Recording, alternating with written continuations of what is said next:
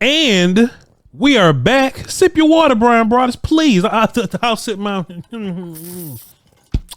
refreshing. What's good with you, sir? Doing all right. Fantastic. So, Bryan, I got a couple questions for you.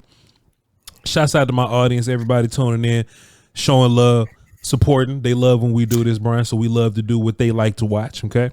They're a great audience. I love this audience.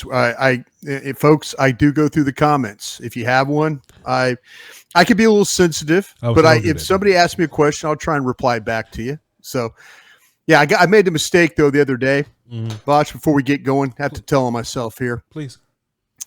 On 105.3 The Fan, when I do the G-Bag Nation stuff, I don't look at the texts that come in. Those folks will ruin your day. Yeah.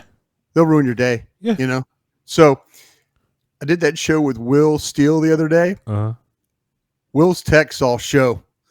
They'll show down the side, you know? And I found myself like, kind of like you peek. You kind of peek over there. Oh yeah, the chat box. Okay, I got you. Chat box. All those texts were all showing up, and I'm like, man, I hope these people don't hate me that much. No. But no, it's funny. They can ruin your day. But no, just to get back to it, I love being on this platform. I love working with you, and I'm always trying to make my mom happy, and you're one of her favorites. So let's go make mommy happy today. What do you say? Bryan, you got to understand that these people would love for you to say anything to them. You know what I mean? And there are, and look, it's 95% good comments because I'm bad with it. It's really good. I do. And I go through and I appreciate, there's a lot of platforms I'm on. I'm sorry. Please. I interrupt you all the time. No, but there are a lot of platforms I'm on where you read the comments and you're kind of like, gosh, darn, was I that bad? Or was I, but yeah, if it's just like being on Twitter. If somebody asks me a question, I try to reply. I try. I mean, people are interested. They want to know. So, but it's a great platform to work on with you. It really, really is a great platform. And I love it every day. There's times you think like, oh, you're tired. Why are you doing it? No, I never think about that. I immediately go from my job that pays all my bills to a job I really, really love, with working with you. And so, but we can get started after all my pleasantries, but thanks to everybody out there that is consuming our content for sure. Hey man, this show about to pay some bills in no time. I hope so. Yeah. We got some people willing to pay some bills. That'd be nice. Bryan, man, the Cowboys finally show a little bit of urgency. How about that? I say, damn, 2 of them, huh? I was asleep. You know what I mean? This is going to be a day where I sleep in late. And, and that's 8:30 for me, and I wake up in the morning. There's 2 signings. You got Jordan Phillips, former Sooner, and you got Carl Lawson. Yeah. Carl feels old. Like Carl's like 90 in like real life years, and you know what I mean? Like he's torn down, broken down. But former Auburn Tiger, Carl Lawson. I thought it was interesting, man. Now we know that we needed one tech. We knew that the addition of one tech was important. But now that you add one tech to the room, pieces start to move, Bryan. Pieces start to move. Let me ask you this. First of all, Bryan, how about you give us a breakdown of Jordan Phillips? I think Jordan Phillips is going to be the player that we get more usage out of. I think he has the ability to start. I think he's better than Mazi right now. Of course, I'm going to ask you about politics and draft pick stuff getting in the way of that. But Bryan, just give us a short rundown of Jordan Phillips. I know you've done this all day, so I'm not going to make you do it long. No, I don't mind at all. I mean, yeah, we'll circle back here. The thing that I was impressed with Jordan Phillips was, I'm thinking, okay, the Giants, and I'm thinking, okay, well, I'm going to have to circle back. I know he was Buffalo, so nothing with the Giants. It's all Buffalo from last year. So you pull up Buffalo film, and he's got a game against the Dallas Cowboys. He's got a game against the Philadelphia Eagles. He's got a game against the Kansas City Chiefs. Yeah. And so you're thinking, okay, we'll figure this thing out. And the thing that I like, and if it's funny, Nick Harris and I on DallasCowboys.com this morning on the break, Nick and I were kind of going back and forth. Nick and I do agree about his pass rush ability. Nick thinks he's a better pass rusher than he is a run defender. And I didn't think that. I don't think he's a minus run defender. No. I think it's a plus when I look at it. I don't see a minus run defender here. And the thing that I really like, I love the range. When a big guy has range, when it's all of a sudden you got him playing a wide technique against Tyron Smith, and they run a twist game, and that big sucker gets home and sacks Dak. That's the guy you're talking about playing one technique or nose for you right now. That big guy.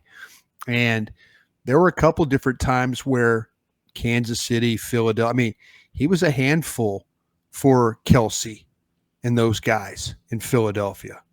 And I was just trying to kind of get a gauge of this guy. And I feel like there's times where they try and double him. He's a hard guy to move. Now, everybody out there is going to say, well, Bryan, why the Giants give up on him?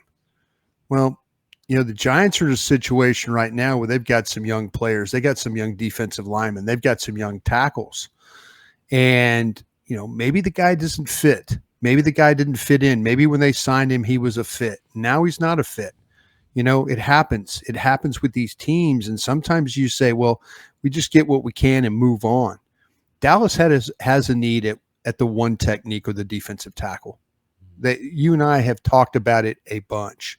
You're kind of waiting. And I'm glad you mentioned about going out and signing guys, because I'm glad to be proactive here on this. Yeah.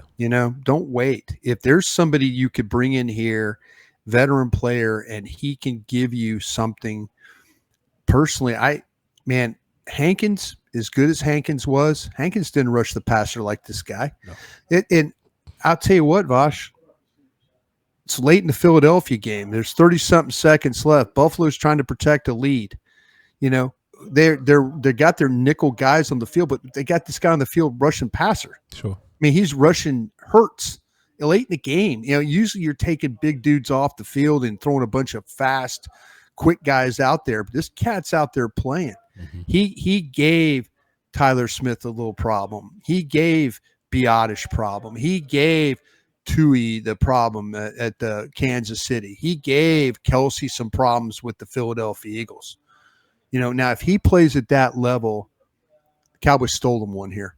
Yeah. They stole him one. If he plays at that level that I saw in the 3 games that I watched last night after our show. Man, Bryan, I took a look at Cowboys, Philly, and Cincinnati, right? Mm-hmm. Mm-hmm. And if he's going to be a one tech, like all this moving around athletic stuff is cool, right? Yeah. But if you're going to be a one tech, I want to know if double teams beat you. Yeah. And I want to know if you get washed. Yeah. He don't really get washed and pushed back on double teams, Bryan. And I think he's a very physical character, a very mean dude. I hope he don't get you too many penalties with his nasty behavior. But people talk about, hey, you got dog in him. He's a mean guy. He's bringing mean and physicality to the party, Bryan. That same Eagles game you was saying towards the end, he had this one play, and this is where I really realized, all right, this dude's athletic. He can move. He can run around a little bit. Like, he's pass rushing or something, and Jalen Hurts kind of dumps it to the running back, and the running back's behind him, and his ass turn around and go run and get the running back. Yeah. And he 6'6", 330 or something. Yeah. Humongous. Yeah. And the first thing that I thought of, I'm like, man, him, Mazi, Justin Rogers, they're all kind of athletic, movie aroundy one tech guys. You know? Mazi might be the smallest out of all of them. I could be wrong there, but Mazi look like. So, Bryan, boy, they cut Carl Davis this morning. Yeah. You sure got some room for 3 tech now. Bryan, Voch says this. You got some room for 3 tech now, and I don't think it's beyond Zimmer to have a 320-pound 3 tech. He's done it before. A 330-pound 3 tech. He's done it before. Do you foresee any one of these ones that we have now possibly playing some B gap for you? Because if it's up to me and my last name Jones, that's your starter right here. Yeah. This is your bona fide starter right here. And I know that you talked up Mazi this offseason. I know that we campaigned for him. I know he's a first round pick. He may not be ready now. I know he's much better than he was last year. Right. But I'm watching film on that dude. He knows how to beat down blocks. He knows how to find the football. Yeah. Mazi sometimes gets so caught up in the fight in front of him that he doesn't think to get off the football and go chase somebody. This dude goes and chases people. Yeah. And you get pass rush ability on the back end. Yeah. He played 1, 3, and 5 sometimes. Right? So, Bryan, in my mind, this is your starter now. What do you do with the rest of these guys? To me, it's you continue on. I look at it as Mazi, you can't, okay, this guy will likely be your starter. If not, week 2, if things don't work out and you get to week 2, then you still have a need for this. That Linville Joseph name will be out there. Sure. And it'll be out there, and that's your safety net. That's your safety. And I know you asked me about the other dudes, but if it didn't work out, maybe with one of the others, do you go get Linville Joseph in week 2 when his contract's not guaranteed? You just go ahead and add another big body inside, a veteran guy. And, okay, we're going to split, the veteran guys are going to split the reps. But me personally, I feel like that they will do Jeff Zugina has got Mazi out here early in practice, working on his hands and working on his steps and work. It is like 15, 20 minutes early of practice. Yeah. Like, Mazi, get your gear out here. You've seen some really positive things with Rogers. These 3, it could be between, can you dress 3 for a game? I think, depending on how much you really want to do stuff, with our new guy, maybe you can, I could say maybe you can make him, play some end. I don't think you really want to do that, but it's more of a, maybe a 1, maybe a 3. Yeah. Maybe you could do that with him. That seems, I kind of feel like that every week, if they're only going to dress 2, it's going to be a competition between Rogers and Mazi, who practices better that week and who gets to dress and who's playing better. I could see them. They're working with Mazi. We talk about that every day. But if Rogers is better than Mazi or Mazi's better than Rogers, one of those guys is going to sit, and this guy's likely going to Phillips is likely going to be the guy. So Phillips, Rogers, or Phillips and Mazi, and then go to battle from that. So I kind of feel like whoever's playing better or whoever they feel like is giving them the best chance that week. Okay, hey, we got to play this, or we got to do that. We got an opponent that does this. Okay, Rogers does this a little bit better than Mazi. Well, Mazi does this a little bit better than Rogers. I feel that those 2 guys might rotate on being active or inactive every week. I don't know if they're going to dress 3 big guys like that. I don't know. Now, maybe, like I said, maybe they turn into one of these guys that's like, okay, this guy's playing the 1 and the 3. Sure. And we'll go from there. But I have a feeling they're going to dress 2, and who's ever the better between the backup guys is going to get to dress that week. And I don't think it matters if it's Mazi or Rogers, whoever the better of the 2. If Mazi's not good enough and he has to sit, then he sits. They're showing you right now by what they're doing. They're trying to find a 1 technique. Yeah. And that should be a message to Mazi. I know Mazi was doing interviews and stuff today talking about, I'm capable and all these things like that. But bro, you gotta show it. You can't show it, just flash it. You got to show it. I think all 3 of them can have a role on game day for you, because I think Chauncey's about to play a whole bunch of edge, and I think Viliami about to be in Jacksonville somewhere. So I really think Commanders, you know what I'm saying? Like I honestly think you could use all of them, and I'm just watching him And I don't want Cowboy Nation to kind of get lost here with how I'm talking about it, right? Because I'm trying to keep from hyping this thing up. It's a good trade. This could be very much like what they did with the corner and adding Cooks, Gilmore and Cooks, yeah. Yeah, this could be that type of trade for them.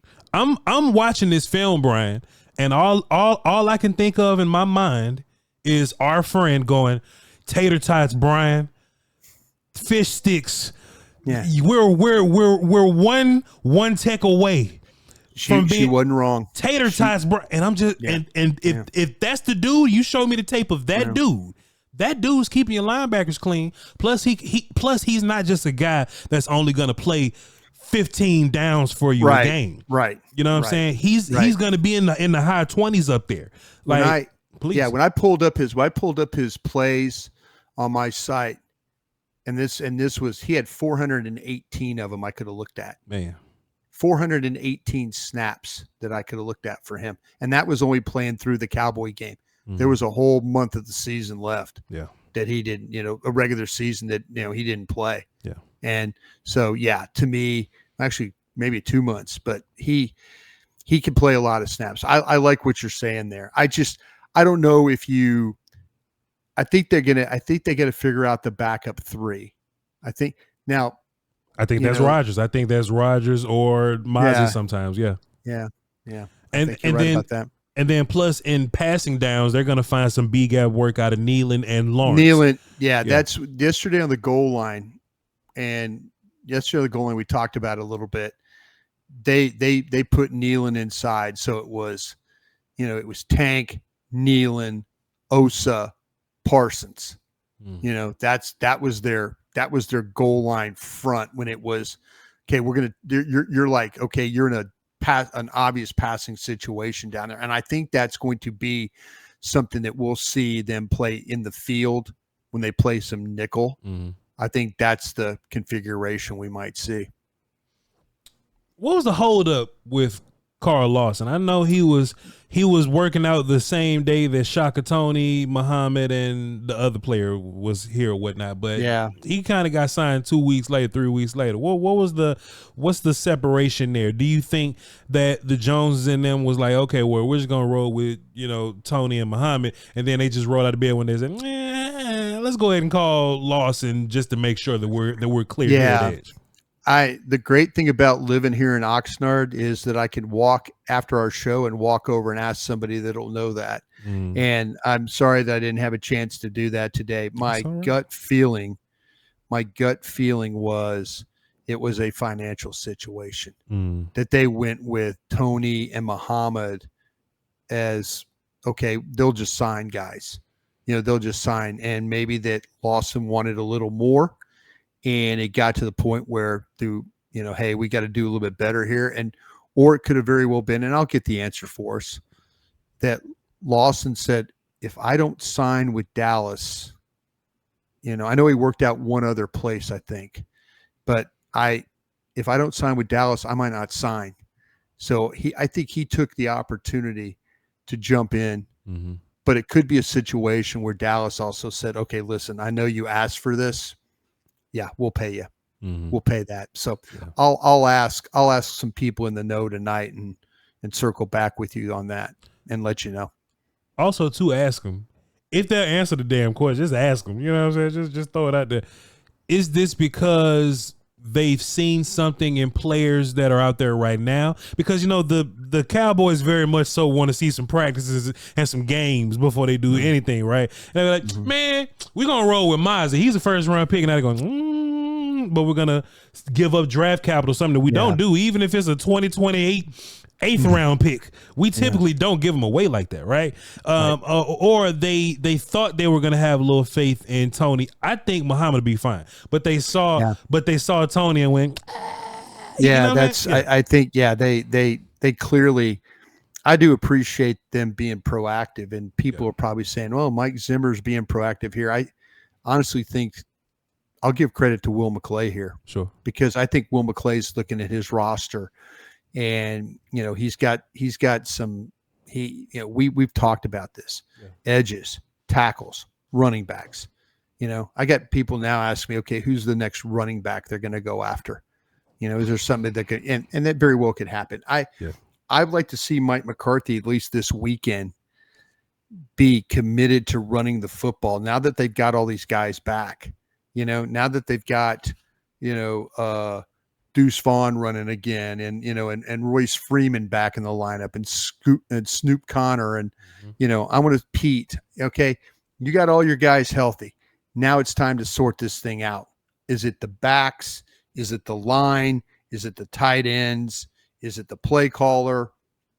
Sort this thing out. Sort out these running backs. Because, again, if you listen to McCarthy today, he mentioned Malik Davis. He said Malik Davis have an excellent camp. They're throwing the chum in the water for us. I'm talking about Malik Davis here. I don't know if it's Malik Davis as being in. I can't even look at you when I say this, but I don't know if it's one of those things where they're trying to pump Malik Davis up for a trade, or I know. I knew this was going to happen. They're going to trade Malik Davis. There's certain days. You know what? You figured I've worked with you enough that I would know when I'm going to get sunglasses or Phil Collins. You would think I would know, but the sunglasses I understand. But they keep talking. Oh, by the way, Hoffman was back with the ones today. Oh, that's just to keep his, to keep his morale up. You know what I'm saying? That's just to keep him from quitting and demanding. He's fine. It's cool. Let me tell you who I think the starting lineup. Because look, Bryan, I saw 60 whoop 11 for 5 plays in a row, and Chumadoga ran his ass right back after the next day. So I ain't worried. But that's just how they just get back at us. Don't worry about that. BB's the guy. I think when we watched the game on Saturday night, Ball is going to be the left tackle. I'm telling you, bro. Ball left tackle. Awesome Richards at left guard, BB at center, Shipley at the right guard, and Matt Waletzko at right tackle. Is there a reason Bass isn't going to be your first right guard? It appears to me that maybe we'll see. But when they went with the first group, like they said, okay, let's do the Cards with the first offensive line, that Bass was not part of that initial group. So that was just, we'll see what happens at right guard. But 65 was with the first group. So maybe they're doing something with Bass. Shipley then outcompeted Bass up in here? I just think maybe they might be, maybe that they don't feel like that Bass needs to work. Could be. Hey, keep an open mind here. It could be maybe Bass had something going on, but they put Shipley in there at right guard. So that's kind of where that's what I was looking at right now. Nah, Bryan Bros. Nah. Anyway, let's move on to the next segment before I just. You think that you very well could be right. Something, I looked down there and I said, man, okay. Shipley show getting a bunch of reps. Shipley's getting a lot of reps. Damn. Shipley's getting a lot of reps here. What's going on? I tell you what, if I'm Carl Davis, I'm mad as hell because Josh Ball and Huggins still got a job. I'd be mad. I'd be upset. Old Huggy Bear stayed on, huh? We were all last night. We were all kind of shooting the bull out there outside here, the tennis courts, and it was like, man, have you ever seen anything like that before? And I even went up to Mike McCord, the equipment man for the Cowboys, and I call Mike Mildew. It's his nickname. He's always just kind of around. And so I said, Mildew, have you ever seen anything like that? And he goes, man, you remember when I was doing that? You remember when I said, yeah. I go, but you didn't get dumped. He says, one time, he goes, Carl, remember John Nix? Remember the old player John Nix? John Nix. No, I don't know. I want to say I gave him the nickname Trash Can Full of Dirt. I think it was Nix that it might have been somebody else I gave that to. But I mean, anyway, but John Nix was a defensive lineman, and Mildew was talking about he took the snap and Nix beat a guy and fell on the ground and like rolled into the back of his legs. like, he goes, that's the hardest I've ever been hit. I said, yeah, I don't ever remember you getting shoved at the ground. He says, now when they do the double team, the twist stuff, he said there were times where you better get your ass out of the way in them. Yeah, you got to, if you don't get out of the way, you're going to get hit because there's always somebody like trying to pick off one of the linemen and then, a looper and all. He says, now you got to keep your head on the swivel for that. But yeah, John, our fans out there, I guarantee you they'll remember John Nix. Yeah. But he hit Mildew one time. He says the hardest he'd ever been hit in that drill. But yeah, we were all speculating like old Huggy Bear was going to be out the gate here. But I don't know what that feels like. Just somebody in some pass rush drill. I want to know what that feels. Yeah, run into me so I can see what they feel like. Yeah, I just want to see. Yeah, but they the whole thing with Earl Bostic too. They've got that thing is a significant high ankle sprain, and they're going to have to do that tightrope surgery on it. So that's, I know a lot of people out there are going, who? But that happened yesterday. Do you think they may hold Guyton out because of the tackle depth thing that's going on? Like, hey man, the last thing we need is for something to happen to 60 right now. I would be shocked. I'd be shocked. I mean, maybe they're going to, like today's practice when they ran 75 out there, and 75 has been playing guard. He's playing a lot of guard. Right guard, yeah. And they're thinking like, well, we don't want to expose 60 to any problems out there, and 60 being Guyton. But yeah, I'll tell you what, man, he got a ton of work today. They did a 2-minute drill. Oh, actually they did a mojo moment where they were moving the ball and they didn't sub any of those dudes out. And it was a warm day by Oxnard standards. 85 or something. Yeah. It was 80. Okay. 80. And I'll tell you what, my man was huffing and puffing at the very end of that. I mean, all of them were huffing and puffing. It came to the point where over near me on the sidelines, like Jake Ferguson came over, was trying to catch a breath of air, and the tight ends coach is like, get back in there. Let's go. Get back. Go. Take one. Go. Get back in there. So it was one of those, McCarthy was mojo moment, like move the ball, first offense, first defense, and both groups, they didn't stop. It wasn't like they were substitute. They just went, okay, here's your work for the week. Not only did you get work, and I thought maybe Mike was mad at the offense yesterday for what happened. So he's, but Dak, they were firing some reps. Those guys got some serious work today. So, and Guyton was one of them. So maybe that's to your point. They're not going to do anything with him in this game. Who was the center in the mojo moment? Center of the mojo moment was Hoffman. All right, let's move on, Bryan. All right, next question. Here we go. Bryan, let me ask you a question. I told you who the first center was today. You didn't believe me. Yeah, it's all right. It's cool. They just, for the morale. Bryan, let me ask you a question. You're big on morale, aren't you? I love huge on morale. Listen. Huge on morale. Huge morale guy. Bryan, talk to me like I'm Jerry Jones. Okay. Bryan. Bryan, so this Jordan Phillips character, we haven't signed him yet, but we're just thinking about him. Yeah, I'm some billionaire on a boat. I don't watch film, Bryan Brothers. I don't watch film. I'm Jerry Jones, dog. I don't watch film. Jordan Phillips. Is he better than Hankins was? I think so. I think he's better than Hankins when it comes to the potential of how Mike would like to rush the passer. Yeah, this guy. The one thing that Jordan Phillips does for me is that he doesn't stay still. He's got range and he's always moving. And I like that. And I like that from a big guy. And I think a little bit, there was times with Hankins, if you run at him, it's going to be great. You go a gap over, he's going to be okay. You go 2 gaps over, now you're having a little bit of some problems. But this guy, for a big man, moves really, really well. Really well. And he's got a feel for how to navigate blocks. Yeah. If a guy, they try and down block him, how to swim around that, or, kind of, slide around that. He's a pretty impressive guy. That tape was, that tape was good. Yeah. I was surprised how good that tape was, to be honest with you. Bryan, talk to me like I'm Jerry Jones. This Carl Lawson fella. I haven't watched a whole bunch. I'm a billionaire on the boat somewhere. Is he better than Marshawn Nealon is right now?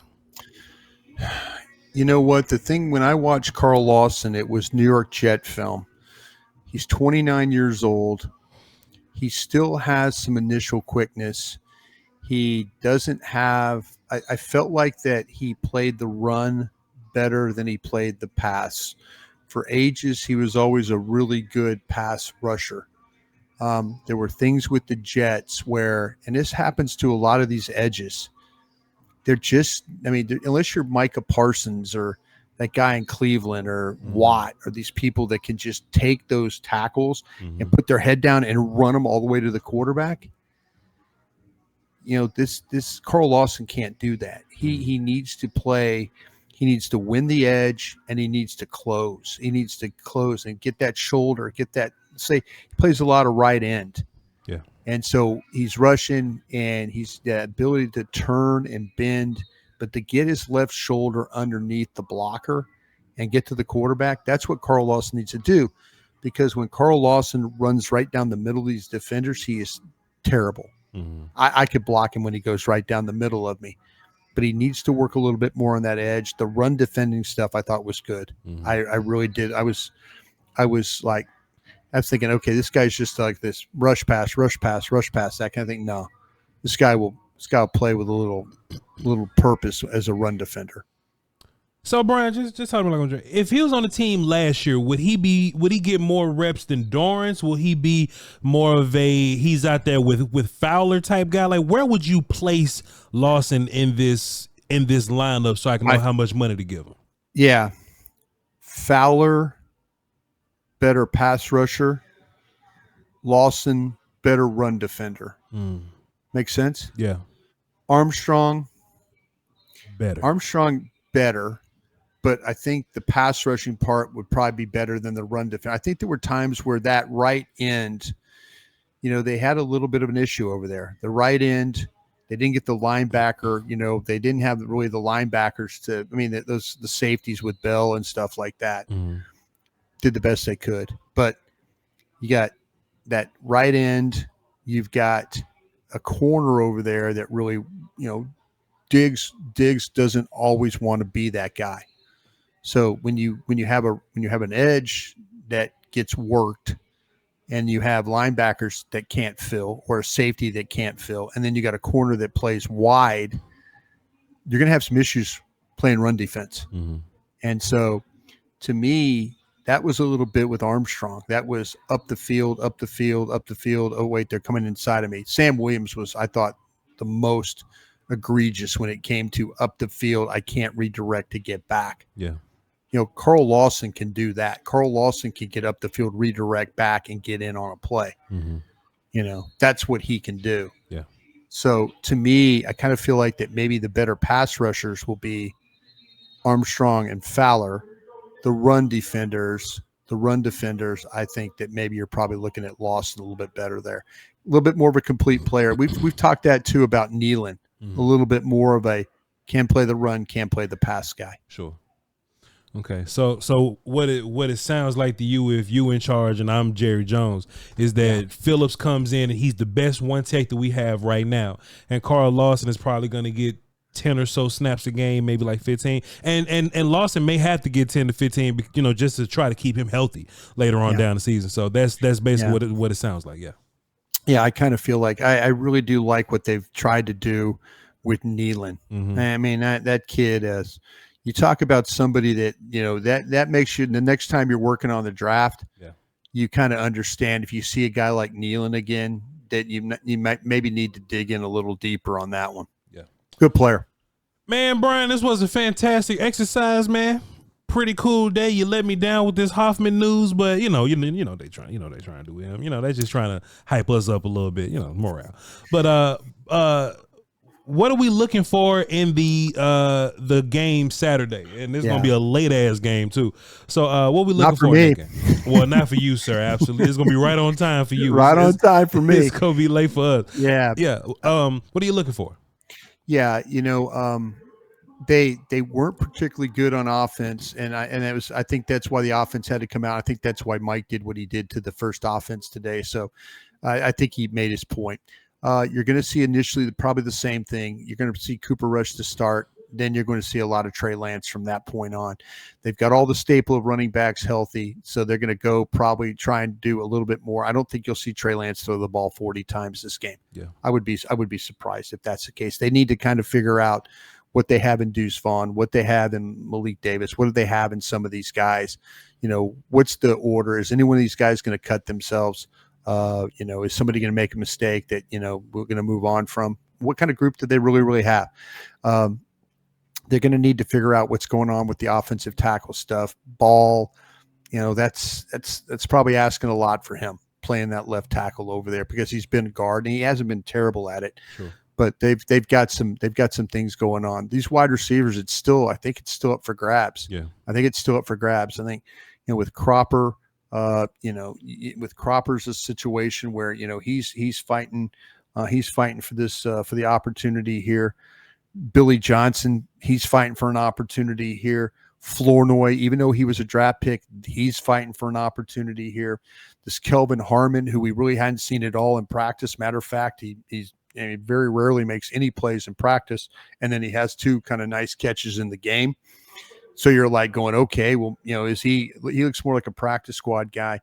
And then with David Durden, Durden's trying to, so they've got several guys fighting for spots, in my opinion, spots 5 and 6 potentially out of all that group. So that's cool. On the defensive side of the ball, you look at these, the safeties, it's interesting, man. Their safety group, likely you're going to get Bell and Wanye Thomas as the two safeties out there for the start, and then they'll rotate. I really do like what we saw in the game the other day from Julius Wood. Yeah, I remember talking to our buddy Aisha Morrison about Julius Wood when he came out of school, and she's like, bro, you need to take a look at this cat. Potato types. And she knew what was going on with that guy. So I give her a lot of credit. But yeah, he's, there's some guys here that are battling for some spots.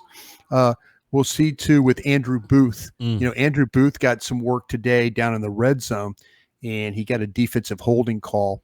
The NFL officials were here working with us today. He got a defensive holding call. I thought it was a damn good play myself. Yeah. Like Al Harris kind of lost it. Diggs ran over to the official and was like MFing him to his face, basically, because he thought, no, I don't think he was MFing him, but he was like palms up, like, man, how do you expect us to cover? But you're going to see Booth play it quite a bit. Now there's the competition there. There's the competition at safety, who they're going to be. And these defensive tackles, who's left, who's going to show up. But you're going to see Nealon and others play in this game, and you're going to see Golston play in this game. Can they be an edge? Can he be a more than just a serviceable guy?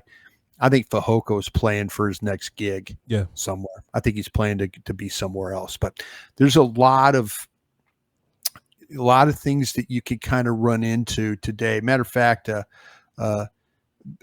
Nick Vigil, I think Vigil. Nick Vigil made a really nice play breaking on a ball. The one thing I like about Nick Vigil, he's going to play all the special teams for you, but he's kind of that savvy linebacker guy that plays pretty well in coverage and tackles pretty well in space. He can do it. So he could do it. So, there's some other guys like, like Willie Harvey can't afford to have a bad game. Yeah. Can't afford, if he wants to make this team, him and Buddy Johnson and Magnuson and those guys, if they want to make this team, they've got to find a way to probably play 3/4 of the game and show up like they did, much like, Bell ended up with 9 tackles. One of these linebackers is going to have to end up with 9-10 tackles to get somebody's attention. Bryan Broaddus, ladies and gentlemen. Wait, no, not that one. There we go. Is that? Yeah, that was mine. Was that taps? Yeah. You just never know when you're gonna need it. But Bryan, that's what I meant. That's the button I meant to hit. But that's what I meant to hit. You know, when I heard taps, well, I just give this long dissertation like I've been known to do on this program. I'm sorry, and I get taps. I'll tell you why. I'll tell you why it's here, because when the regular season gets, you know nothing about this. There's some YouTube stuff here. You know, so week 1 Browns, whatever, right? So all of a sudden we'll get Browns fans just popping up in the chat talking mess, talking crazy on Twitter, whatever. So if the Cowboys beat the Browns, I'm gonna take time and be like, oh yeah, and shouts out to all the Browns fans that came to visit. And I just you know, salute. I love it. I do love that. I do love me some. All right, I gotta go to dinner, and I gotta find out. Yeah, I've got to find out. You eating all the fancy food, huh, bro? I heard what is it I have to ask today? You want me to ask? Oh, it's about money. Lawson. Yeah, about the money with Lawson. About that money. I got you covered, brother. We'll talk about it tomorrow. How about that? I will ask you about we got an off day tomorrow. We'll still talk. We got to talk. Hey, I'm out here. Let's talk. We'll see what happens. Bryan Broaddus on social medias. Okay. Tap in with him. He's answering questions at 6:00 in the morning. I am not, but y'all can follow me anyway. And you're so lazy. You're so lazy on that. It's embarrassing how lazy next month I ramp it up. September I ramp it up. Tell me when you're getting off so I can take you off mute. Hey, we'll catch y'all next time. Appreciate you, Vice Brother Bryan. I'm getting the hell up out of here. Peace.